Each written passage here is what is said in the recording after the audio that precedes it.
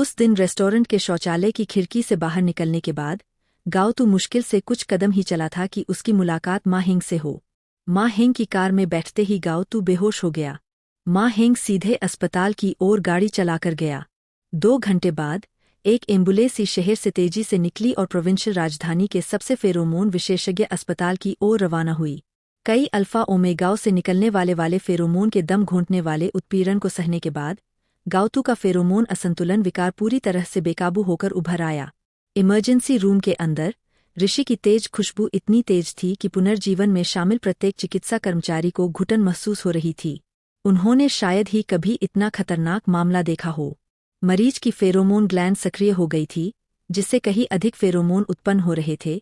फिर भी उसके ब्लड में फेरोमोन की कंसंट्रेशन अचानक बहुत कम हो गई थी। सभी जैव रासायनिक संकेतक पूरी तरह से गड़बड़ा गए थे। और स्थिति को और भी बदतर बनाने वाली बात यह थी कि मरीज गर्भवती था।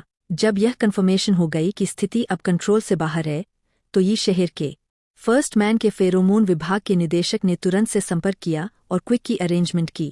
उसी रात गाओतू, जिसका दिल कई बार रुक चुका था, को एम्बुलेंस में बिठाकर राजधानी के शीर्ष अस्पताल ले जाया गया।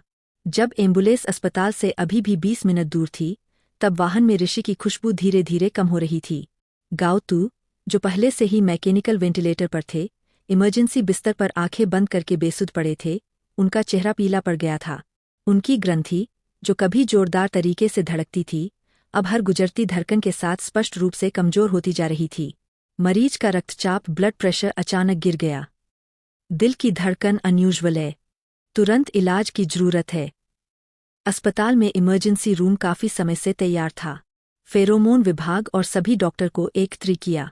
4 घंटे तक चले एफर्ट्स के बाद गाओतू के जीवन के संकेत स्थिर होने लगे, लेकिन वह अभी पूरी तरह से खतरे से बाहर नहीं निकला था। सौभाग्य से उसके गर्भ में पल रहा बच्चा असाधारण रूप साबित हुआ। यहाँ तक कि जब गाओतू का दिल कई बार धड़कना बंद हो गया और जब डॉक्टरों ने एक से अधिक बार माता पिता और बच्चे दोनों को गंभीर खतरे में बताया, तब भी वह नन्हा बच्चा जीवन से मजबूती से जुड़ा रहा, अपने ओमेगा पिता के प्रजनन अंग में स्थिर रहा और पोषक तत्वों को ग्रहण करने के लिए जी जान से प्रयास करता रहा। जब चिकित्सा डॉक्टर की टीम गाओतू को इमरजेंसी रूम से बाहर लेकर आए तो घंटों से इंतजार कर रहे माँ हेंग की आंखें नम हो गईं। लिटिल बनी की हालत बेहद पैथेटिक लग रही थी। फेरोमोन के प्रवाह को रोकने के लिए डॉक्टरों ने गाओतू की फेरोमोन ग्रंथि में चीरा लगाकर एक अवरोधक उपकरण लगा दिया था। पीड़ा के कारण होने वाले बेहोशी के दौरे और के बाद ठीक होने में बाधा न डालने के लिए उसके गले में क्रीम रंग का एक नेक ब्रेस कसकर बांध दिया गया था। उसके माथे पर ठंडे पसीने की बूंदें थी और उसके चेहरे पर जरा भी रंग नहीं बचा था। उसे एक अल्फा की जरूरत है। फेरोमोन विशेषज्ञ डॉक्टर का चेहरा गंभीर था। मरीज के परिवार और दोस्तों को चुप देखकर उन्होंने अपनी आवाज ऊंची की और फिर जोर देकर कहा, मेरा मतलब एक जीवित, सांस लेने वाले अल्फा से है, जो उसके साथ रह सके, न कि किसी आर्टिफिशियल अल्फा फेरोमोन मतिभ्रम पैदा करने वाले पदार्थ से। लेकिन उसने अपने अल्फा का कभी जिक्र नहीं किया। तब उसे एक नया ढूंढना पड़ेगा। मुझे भी यही अच्छा लगेगा। माँ हेंग ने लगभग सुनाई देने वाली आह भरी, फिर अपना सिर उठाकर डॉक्टर से पूछा, क्या मैं पूछ सकता हूँ कि मेरे और गाओतू के बीच कंपैटिबिलिटी परीक्षण का परिणाम क्या था? क्या मैं उसका फेरोमोन दाता बनने के योग्य हूँ? डॉक्टर ने लैब रिपोर्ट पर एक नज़र डाली, फिर सिर हिलाया। आपकी अनुकूलता 65% से अधिक है, जो दान जोड़ी के नॉर्म्स को पूरा करती है। हालांकि मरीज अभी भी बेहोश है और कंसेंट लेटर पर साइन नहीं कर सकता, लेकिन उसके परिवार ने पहले ही सहमति दे दी है। उपचार की जरूरतों को ध्यान में रखते हुए आप किसी तीसरे पक्ष के वॉलंटियर्स की देखरेख में उसके लिए सुखदायक फेरोमोन थेरेपी कर सकते हैं। जब गाओ किंग को पता चला कि गाओतू की हालत गंभीर हो गई है, तो वह तुरंत ही शहर की ओर रवाना हो गई। जिनलिंग फेरोमोन स्पेशलिस्ट अस्पताल के गहन चिकित्सा इकाई के बाहर में बैठी। उसकी आंखें लाल थी और चेहरा दुखी और गुस्से से भरा हुआ था। जब उसने माँ हेंग को देखा तो उसके चेहरे का तनाव थोड़ा कम हुआ। उसने उससे पूछा, डॉक्टर ने क्या कहा? माँ हेंग ने जबरदस्ती मुस्कुराते हुए कहा, लिटिल बनी और मैं कम से कम एक दूसरे के अनुकूल तो है। डॉक्टर ने कहा है कि वह निश्चित रूप से ठीक हो जाएगा। चिंता मत करो। गाओतू ने एक बहुत लंबा सपना देखा था। सपने में वह अतीत में लौट गया, एक ऐसे समय में जब वह अभी भी स्कूल में था, लेकिन शेन वेनलैंग से अभी तक नहीं मिला था। उसे कभी भी इस बात का डर नहीं था कि अपनी ओमेगा पहचान छिपाने से कोई भयानक परिणाम होंगे। वह स्वतंत्र रूप से यह चुन सकता था कि वह बीटा के रूप में जीना, पिता के अलावा कोई और यह पता लगा लेगा कि वह एक ओमेगा है और उसे एक गतिरोध में धकेल देगा। सपने में शेन वेनलैंग से मिलने से पहले का वह लंबा समय उन्होंने से गुजारा, और फिर नीति के अनुसार उस स्टूडेंट कार्यक्रम में उनकी मुलाकात शेन वेनलैंग से हुई। वह पानी की एक बूंद की तरह था जो उन लोगों के विशाल समुद्र में मिल रहा था जिनके पास भी उसकी तरह शेन वेनलैंग को देखने के अलावा कोई चारा नहीं था। उसका शरीर बहुत गर्म था, उसकी धड़कन अभी भी तेज थी। जवान शेन वेनलैंग अभी भी चमकदार और शानदार था, इतना आकर्षक कि उससे नजरें हटाना नामुमकिन था। सब कुछ बिल्कुल वैसा ही था जैसा पहले था। उसने चुपके से पैसे बचाकर शेन वेनलैंग के लिए वे सस्ते स्नैक्स नहीं खरीदे जिन्हें वह बाद में फेंक ही देता, और नहीं उसने जानबूझकर लंबा रास्ता तय किया सिर्फ इसलिए कि वह उस सुविधा स्टोर में अंशकालिक काम कर सके जहां से शेन वेनलैंग के गुजरने की संभावना हो सकती है। वह अब आगे बढ़ने की पहल करने को तैयार नहीं था, अब संपर्क करने की पहल करने को तैयार नहीं था। अब उसमें दोबारा ऐसा करने की हिम्मत नहीं रही। हालांकि उसने दूरी बनाए रखने के लिए संघर्ष किया क्योंकि वह का अनुमान लगा सकता था, फिर भी दुर्भाग्य से वह शेन वेनलैंग से टकरा गया जो उस सुविधा स्टोर में एक ग्राहक के रूप में आया था जहां वह काम करता था। ठीक वैसे ही जैसे उसकी यादों में था। जब गाओतू ने अचानक उसे देखा तो वह वहीं जम गए हैरान रह गया, जैसे कोई गूंगा खरगोश अपने सबसे ताकतवर भेड़िए को देखकर एकदम जम जाता है। कॉफी कितने की है? जब उसने जवाब नहीं दिया तो शेन वेनलैंग ने, ठीक गाओतू की यादों की तरह, अपनी उंगलियों से काउंटर पर हल्के से थपथपाया और अधीरता से, क्लासमेट। गाओतू उस संख्या को बोलना चाहता था जो उसके दिमाग में थी, फिर भी उसकी जीभ लड़खड़ा गई, मानो किसी ने उसके मुंह एक्यू पॉइंट पर प्रहार किया हो, और एक भी शब्द बाहर नहीं आ रहा था। शेन वेनलैंग ने फिर से, और जैसा कि गाओतू ने अनुमान लगाया था, चिड़चिड़ाते हुए बोला, उन्होंने एक मूर्ख को कैशियर की ड्यूटी पर क्यों लगा दिया? लेकिन इस बार गाओतू ने अपना बचाव करने की जल्दी नहीं की।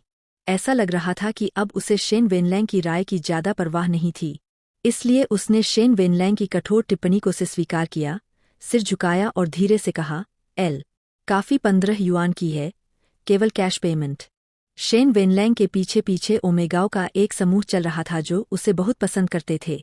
हर किसी के चेहरे पर वही प्रशंसा और लालसा का भाव था जिसे गाओतू अच्छी तरह जानता था और जो हमेशा उसे बेबस कर देता था। फिर भी इस बार गाओतू को जरा भी दुख नहीं हुआ। अब वह पहले की तरह चुपके से शेन वेनलैंग को पसंद करने वाले हर ओमेगा से अपनी तुलना नहीं कर रहा था, और फिर मन ही मन वल्नरेबल महसूस नहीं कर रहा था। यह सोचकर घबरा नहीं रहा था कि वह उतना सुंदर नहीं है, उतना कोमल नहीं है।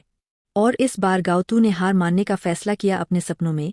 शेन वेनलैंग अभी भी अक्सर स्टोर पर आता था, लेकिन गाओतू अब पहले की तरह उससे बातचीत शुरू करने की कोशिश नहीं करता था। इसके बजाय वह उनके बीच की बातचीत को कम से कम करने की पूरी कोशिश करता था।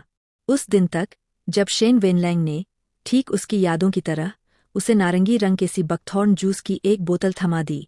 अरे, इसे चख कर देखो, यह बहुत खट्टा है लेकिन बहुत पौष्टिक है, यह तुम्हारे लिए बिल्कुल ठीक रहेगा। शेन वेनलैंग मुस्कुराते हुए बोला, मूखों को भी कुछ पौष्टिक खाना चाहिए। अब गाओतू पहले की तरह यह साबित करने की कोशिश नहीं करता था। इस बार कांपते हाथों से उन्होंने शांति से रस को दूर धकेल दिया और उतनी ही शांति से अपना धन्यवाद किया। उन्होंने कहा, धन्यवाद शेन वेनलैंग, लेकिन मुझे इसकी जरूरत नहीं है।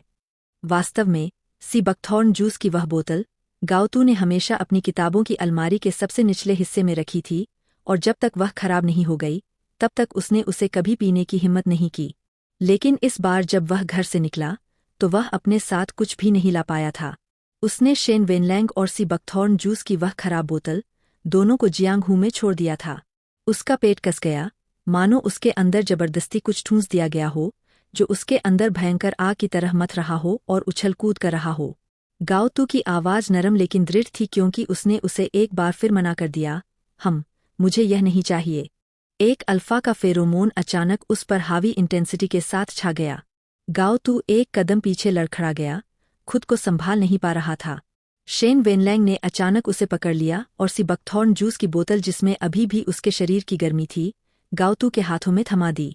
उसका चेहरा आतंक से भरा हुआ था और उसकी आवाज धीमी हो गई, तुम्हें इसे करना होगा, भले ही तुम इसे न चाहो। अल्फा फेरोमोन्स की अपरिचित खुशबू से गाओतू का पूरा शरीर अकड़ गया। शेन वेनलैंग का चेहरा और भी विकराल डिस्टॉर्टेड हो गया, आसपास की रोशनी कम पड़ गई। गाओतू को ऐसा लगा जैसे वह रो रहा हो, क्योंकि शेन वेनलैंग ने उसके रिजेक्ट को एक्सेप्ट करने से इनकार कर दिया। और क्योंकि उसके पेट का दर्द और भी स्पष्ट और भी unbearable होता चला गया।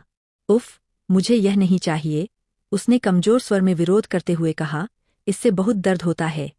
उसके कानों में एक भनभनाहट थी, मानो कोई उससे बात कर रहा हो, लेकिन गाउतू शब्दों को समझ नहीं पा रहा था, नहीं उसके पास जवाब देने की ताकत थी। वह असहनीय दर्द में था।